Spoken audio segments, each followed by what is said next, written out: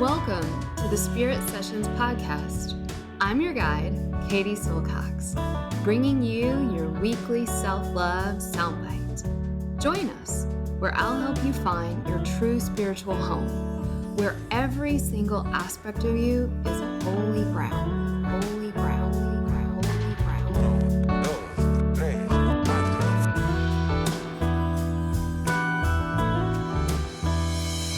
This is a Spirit Session podcast with Katie Silcox. Venga chicos, empezamos. 5, 4, 3, 2, 1, 0. All engine running. Liftoff. We have a liftoff. Hi everyone, Katie here.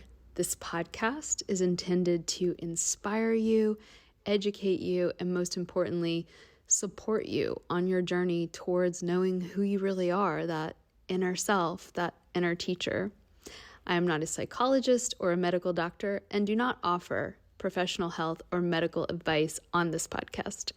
If you are suffering from any kind of psychological or medical issue, please do the right thing and seek help from your qualified health professional.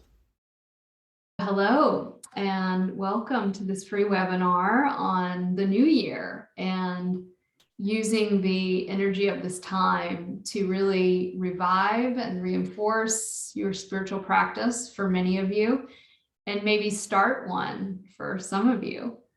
So if you're new to Shakti School, I see a lot of familiar names out there and some familiar faces. We welcome you. But if you're new, my name is Katie Silcox. I am the founder of the Shakti School and one of the lead teachers in Ayurveda School. And as you guys know, we have a big program coming up in January. We'll talk a little bit more about that later on. But really my role at Shakti School, I think of it as I'm sort of the spirit principal of the school.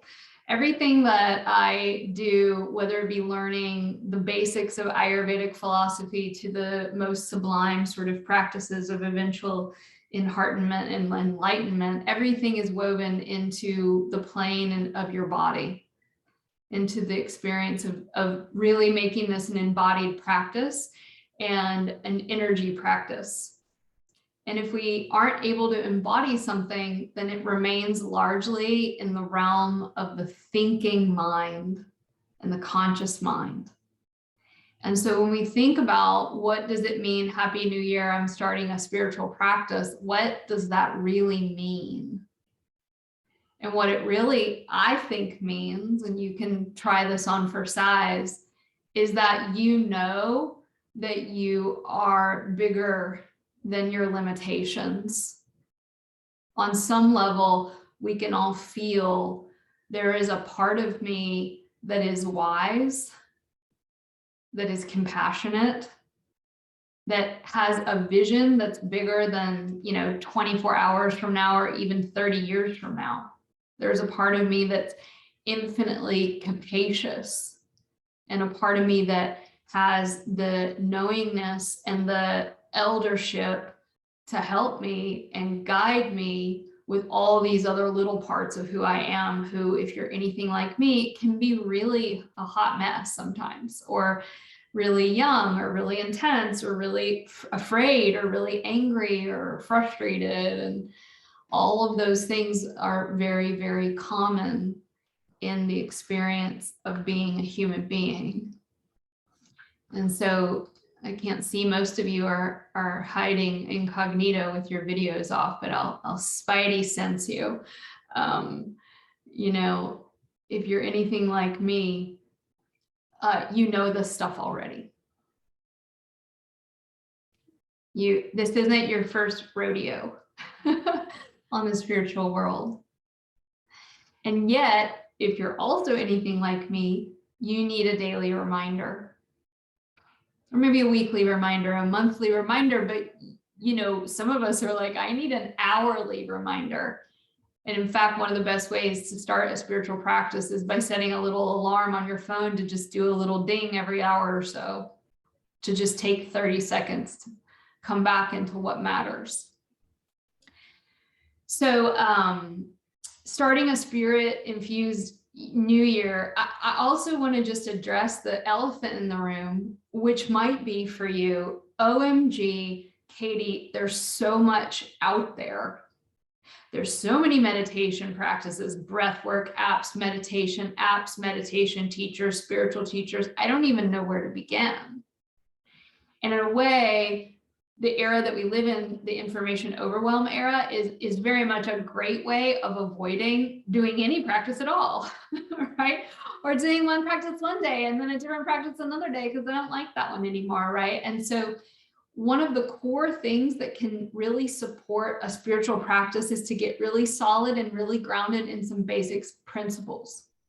And we're going to go through a few of those that have really helped me lately, but also for many years. And the first one, and by the way, we're going to send all of you that are attending right now a PDF of the practice. So you don't have to worry about, feel free to take notes and such, but we're going to send you these practices. So the first thing before we get into the actual experience, which we will do together of practice, the first thing to consider is a phrase that I want to sort of throw out there as we go. And that is, paradox is the path.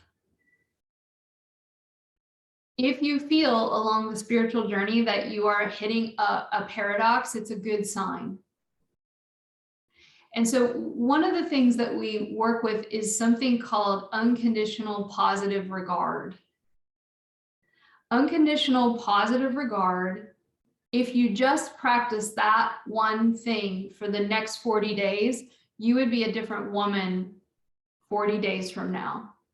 Even better said, you would be closer to your true self that's already here 40 days from now.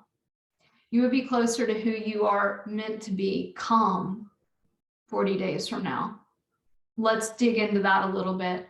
What is unconditional positive regard? And you can see I'm like putting my hands in prayer, right? And I'm going like this because unconditional positive regard sounds really sweet, really loving, but it is the most fiery, brutal, wonderful path of really starting a spirit-infused new year. So what does it mean? It means that no matter what is arising in the field of our experience. So what things arise in the field of our experience? We experience emotions, we experience sensations, we experience internal images that we can dream up, right? We daydream, we dream at night, we make images when we think about the future or the past. We have sensations in our body. And here's one of your favorites. We make stories. Human beings are story makers, and that's not a bad thing. This is an important part of being a human being. So that's what happens in the field of experience. And then of course there's one more, and that is we have the capacity to observe with our five senses the outside world. So we've got images coming at us and in us. We've got stories we're thinking up and making up about our reality. We've got meaning making that comes from those stories. We've got thinking that weaves around those stories. We've got emotions that accompany all of that meaning making and story and create emotions that therefore make more story. And we've got body feeling.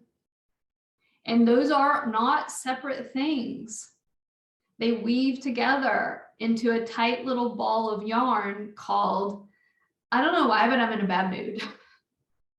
Or a tight little ball of yarn that's like, I don't know why, but I can't sleep at night. Or a tight little ball of yarn that says, I'm constipated. Or a tight little ball of yarn that says, I'm better than everyone else, and everyone else is, got it wrong. And a tight little ball of yarn that says, I'm a victim here. Everybody's doing me wrong. And a tight little ball of yarn that says, I'm the savior of everybody and I have to do everything on my own. Anybody raise your hand if you kind of identify with any of those little balls of yarn? And then here's the most insidious thing that happens, guys. These stories get lodged into our energy body and they get fueled by our energy. And then we believe them more and more. And then because they're stored inside of us, they become a way that we perceive reality. And then we go, why do I always feel like X is happening? I'm such a good person, right? Or why do I always feel like this person treats me this way? Or if I leave that person, then the same, a different person treats me the same way. And it's because we have these structures of story and meaning making and belief systems woven into the fabric of our energy. And so to synthesize what we do at Shakti School is we give you room and tools to go into the ball of yarn, to go into the energy body, to go into the meaning making story and create room. And what happens, according to Ayurvedic medicine, when we create space, consciousness, awareness, clarity, light, love can fill the space. If we aren't taking time out of every single day to investigate the balls of yarn that are hardened, by the way, they get sticky and hardened in our heart, especially for women. If we don't take time to do that, there can be no room for clarity and light. So as you may well know, if you've done any of the work at our school, there are no gurus here. We're all just regular ass ladies doing our best. We are a bunch of teachers. We're about 20 different, we have a couple men in our program teaching now, but we're mostly women. And every single woman has her story of how she struggles, just like you. There are no enlightened people here.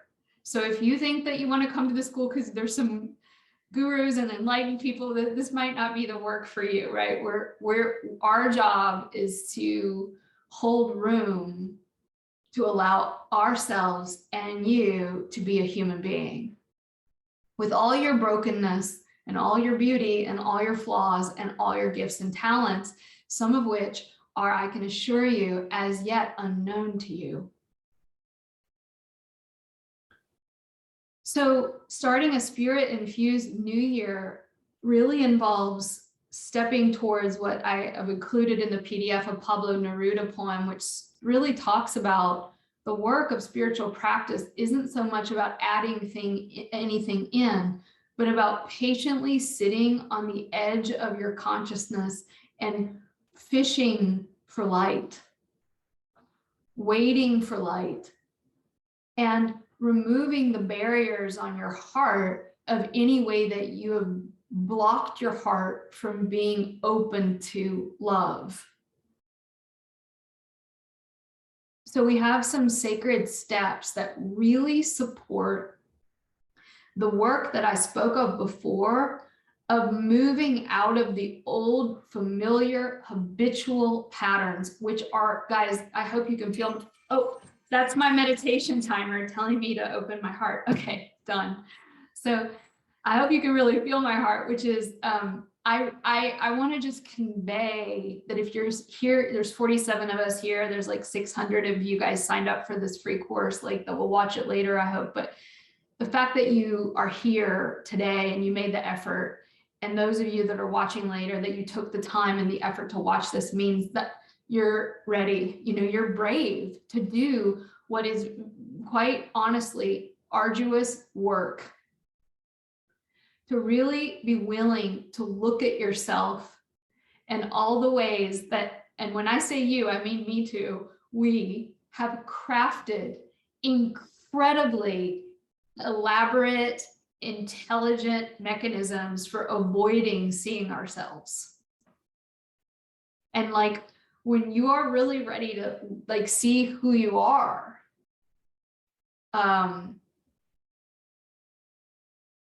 magic can start to happen. But we need a framework, because the ego is not a bad thing, but it is very good at keeping things exactly how they are. The ego is terrified of you changing. The ego is actually quite terrified of love. The ego is terrified of being seen. And for many of us, the ego is terrified of someone actually showing up and giving us love. I've been doing this work for 20 years, and I can tell you, I have watched women be so good at giving love, and so unbelievably good at doing what I'm going to circle back to, and that is holding unconditional positive regard for all the other women in the room. You know, if I told you my story of all the traumas and dramas that I've gone through as a little girl or as a teenager or as a young woman, if I told you all those stories, I know so many of you would be like, oh my God, Katie, I see you. It's okay. Don't have shame about this. And yet, when we look at our own selves, do we have that same sense of unconditional positive regard that we so effortlessly have for our best friend? And in my 20 years of work with women, almost always the answer is not yet. So the first step in a radical spiritual new year is that we begin to look at those aspects of who we are, those emotions, those thought patterns, those coping mechanisms, our addictions, our compulsions, all the bad ways we have relational habits with other people. We begin to see our minds and our feelings in a field of unconditional positive regard. The Buddhists called this metta, loving kindness. We've read all the books about it, perhaps, or we have, watched all the shows and listened to all the podcasts, but how hard is that when the parts of you that you find intolerable are saying, hi, I would like to be accepted in the field of loving kindness. And what do? It's instant. It's so habitual. It's a nervous system instantaneous response. We say, not you.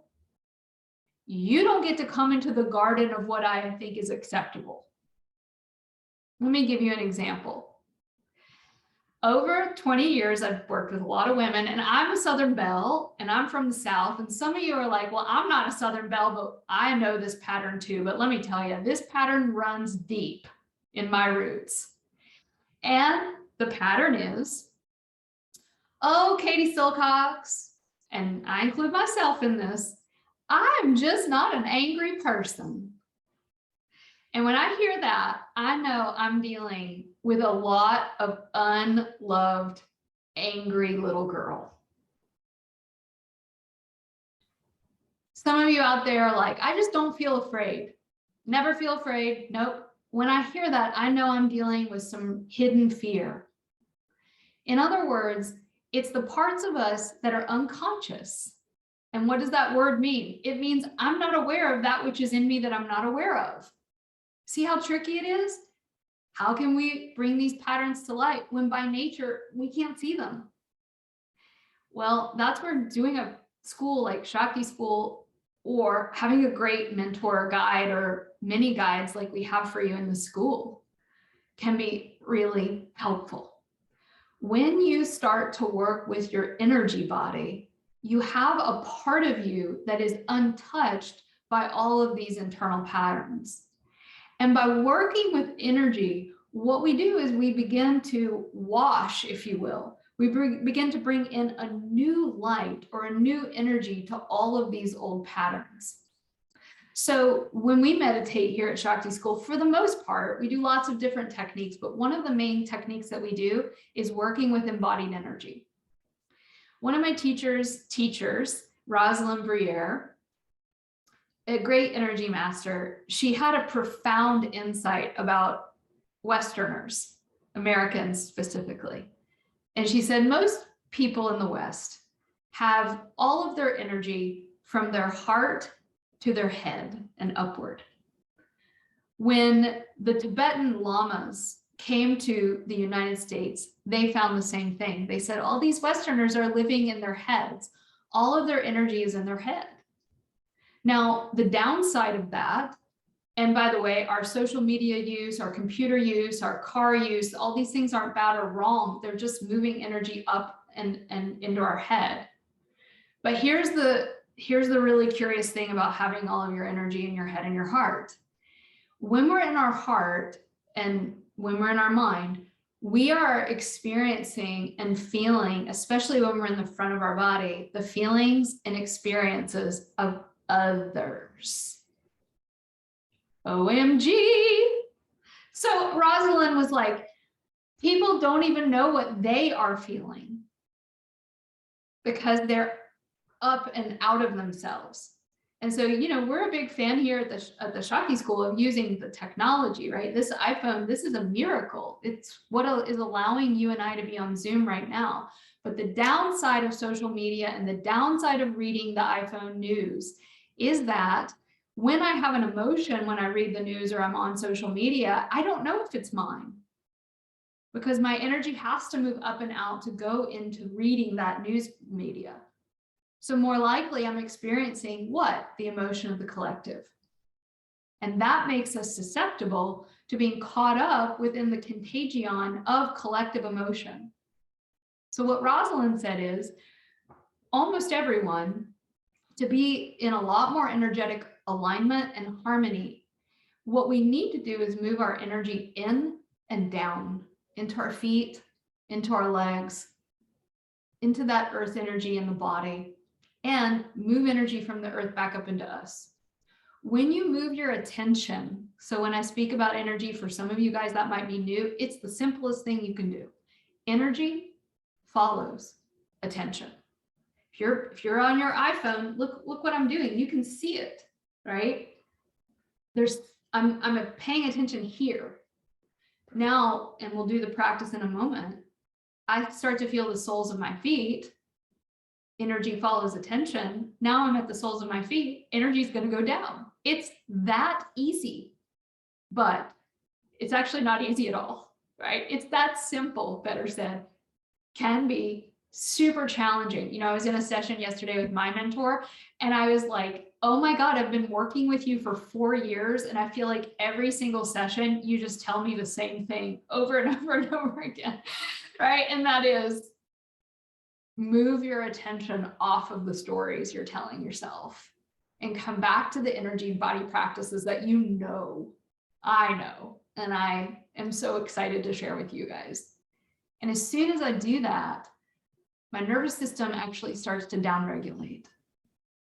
I begin to feel the blood and lymph and circulation move into my toes and my feet and my legs. And because my system is now getting that cue that I'm actually in my body, I can take the gas off of the sympathetic fight, flight, reactive nervous system. And when that happens, I can start to see my life with clarity. That's really step one for starting a spiritual practice is, are you on the planet? Are you here in your body right now, today? Or are you living in your heart only or your head only? So step one, hold yourself in unconditional positive regard, knowing that you're probably going to blast off and be in your head and heart all day long, and then you can come back, or maybe you're going to move into a reactive pattern and forgiving that and holding all of the aspects of yourself that you find less lovable in a field of yes, without asking them to be different. And number two, get your energy, AKA your attention, your focus, moving down your body, and more specifically in the back of you. Energetically, when we're up and in front, we're living in the realm of the conditional. This is the realm of the transaction.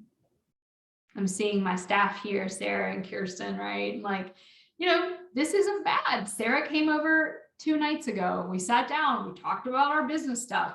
Hey girl, let's get down to business. Let's talk. We're here. This isn't bad or wrong. But if we only live here, we're living in a conditional world. We do it to ourselves all the time. When we live out here, we live in conditional love.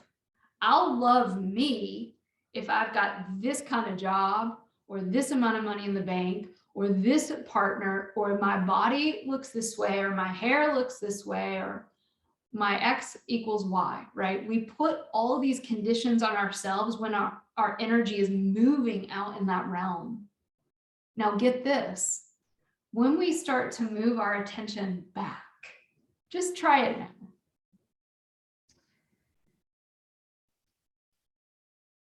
Let your chin softly relax as you humble your head slightly downward towards your heart. And I want you to bring your attention into your actual physical chest. And then move it from your heart, that organ that's beating, to the back body. So almost like some of you are laying down or in a chair, you can feel your shoulder blades.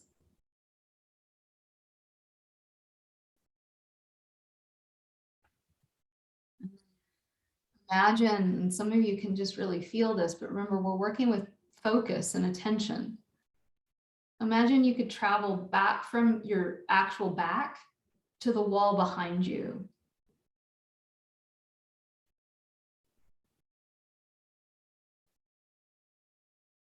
It's almost like we're resting our back into something way bigger than us. This realm is the realm of the unconditional. I am held in something that literally has my back, no matter what's going on in that conditional world that I live in. One of my early teachers of Tantra was Sally Kempton, and she calls this the Shiva pillow, this pillow of consciousness behind me. And in my body, I'll feel it then start to wrap around me like angel wings. And that's just me. You might feel it, in whatever vision or image comes to you, but it's like a holding, a being held in an unconditional envelope.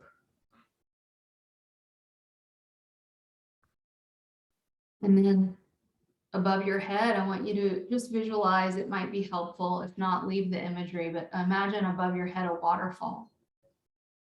And it goes down your back and it goes down the back of your head. And you can even take your hands and touch the back of your head. And then it goes down the back of your throat and your neck, and you can feel your cervical spine. And then it goes down your thoracic back and your shoulders. And you can even put your hands back there, and it drops back into your kidneys and your adrenal glands and your spine at your lower back. And then it goes down into your buttocks, and it travels again down the middle of the backs of your thighs and knees and calves, and all the way down to the soles of your feet, where it pools there for you. And just sense for a few minutes. It can be inhale halfway down your back. Exhale the rest of the way down. If that breath helps guide you, use it. If not, just travel at whatever speed works. It can be quick. It can be very slow, like honey. And just sense that for just a few minutes, we could be together in the back of our body, traveling down behind us. Not inside our body, but behind us, like at the level of your spine and skin on the back body. Sometimes a gentle bowing of the head helps the prana, the energy, move down.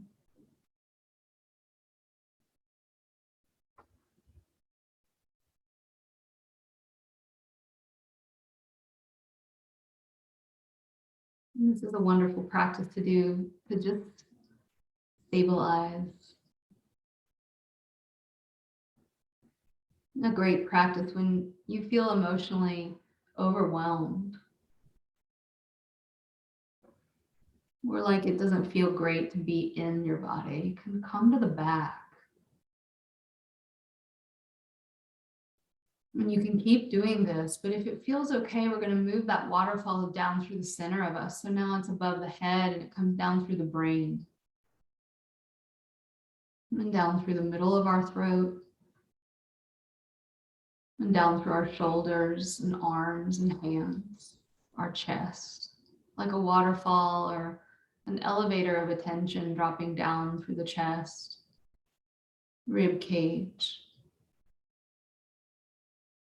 the navel, the hips, through the reproductive organs, down through the middle of our thighs, knees, shin bones, into that middle point in the soles of our feet and through the toes. And just, again, you might do inhale halfway down in the middle of the body.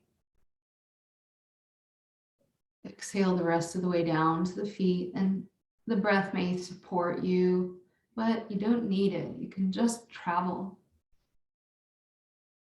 It's like an elevator going down, down, down,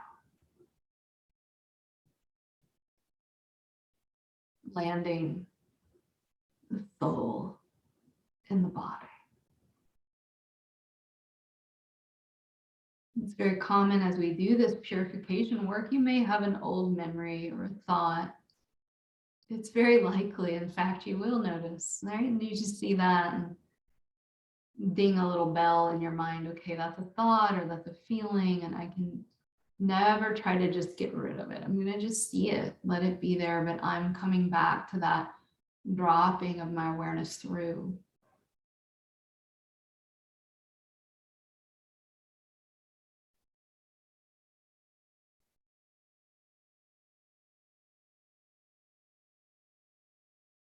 As you do this, it can be very helpful to say to yourself, all of yourself, whatever is here, I can hold it in unconditional positive regard. And another way of saying that is a gaze of warmth, a gaze of warmth, kindness.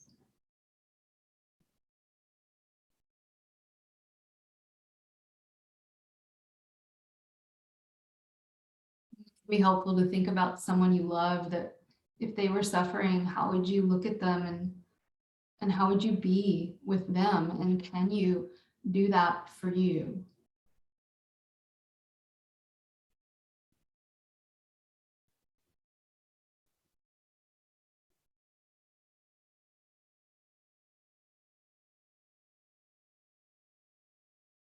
Just one more round of going down through the middle, or it can also be the back body. Either one is fine. The back body is a little less intense. And then from this place of us being present with ourselves, we can invite in spiritual support. And that's a really personal thing, right? It's just a, please come. If you have a god or a goddess, that's certainly beautiful to work with, but it can also just be this opening of the heart to an unseen realm of support. We just ask, please, great spirit, come be with me.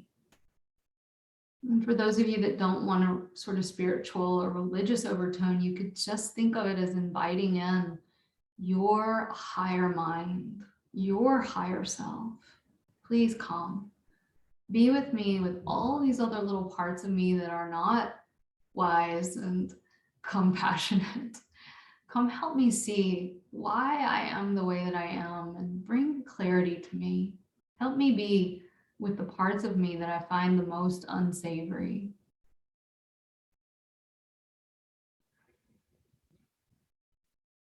And feel a connection between you and this sport. Feel a relationship there where all the other things, all the conditional, can be met within this field of the unconditional love.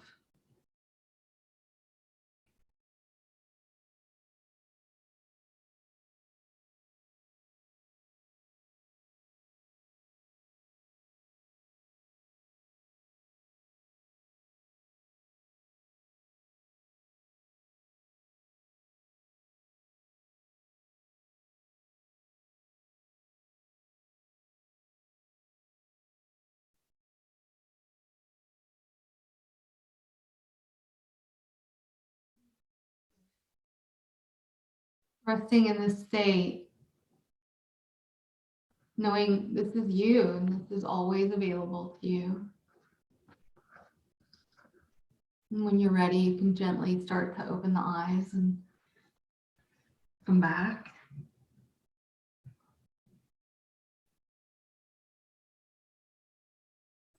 And so as we start to close, I want to read a quote from another colleague, spiritual teacher, Corey Muscara. He says, bullying yourself into enlightenment doesn't work. I don't think bullying anyone into anything actually works, but it definitely doesn't work to bully ourselves.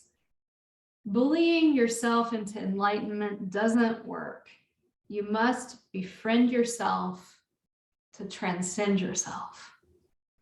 So this really is what we're all about over here. And I'm going to share the screen with you guys. We're going to send you this beautiful PDF that Kirsten made that includes, I think you guys can see the screen, that will send you guys. That just a good reminder. I've got a little poem here from Pablo on fishing for fallen light. The sacred steps, I won't read these to you guys. It's just what we just did. So we'll send you guys these sacred steps. There's a little more involved here, but basically it's what we just now did. And, you know, a little bit more about me and our program. We have our yearly program starting this coming Wednesday. Some of you guys are already signed up. Some of you are already in our programs. This is the one time of year to really get into what we do all year long. And it's a year-long program because it requires a year, we think, to really dive deep on the level that we want to take you guys. So it's an Ayurveda coach training. You will be certified as an Ayurvedic health coach, but really it's so much more than that. It's Spirit Woman School, it's Lady Life School, it's Evolution School. So if you're interested in that, we would love to have you. And Sarah can put a link in the chat box. If you want to talk to somebody that's a human being, that's a woman who's done the course herself, who's not me talking about how great her own baby is, you can surely reach out. The link's there. You can have a call with one of our gals. They're filling up. We only have a few more days left, but we do have a few more spots. And you can also always email us any questions, info@theshaktischool.com. Like I said, we start Wednesday. It's going to be such a beautiful year. I have a really good feeling about this year. And we would love to have your energy there. I hope that today has been somewhat supportive of you. I can really feel in my own energy, even though I was guiding the practice, just this sense of coming home. And that's what we're all about. So thank you for your time. I know that, you know, being on Zoom is one of the last things that people want to do these days, but I can assure you that our Ayurveda Wednesdays, it's every Wednesday, 2 to 5 p.m. Eastern, are really sacred time. And it becomes really the cornerstone of my own life, these Ayurveda Wednesdays. And I hope it can be a big part of the cornerstone of yours. Thank you guys so much for coming. And I look forward to seeing you next Wednesday. Much love. Thank you.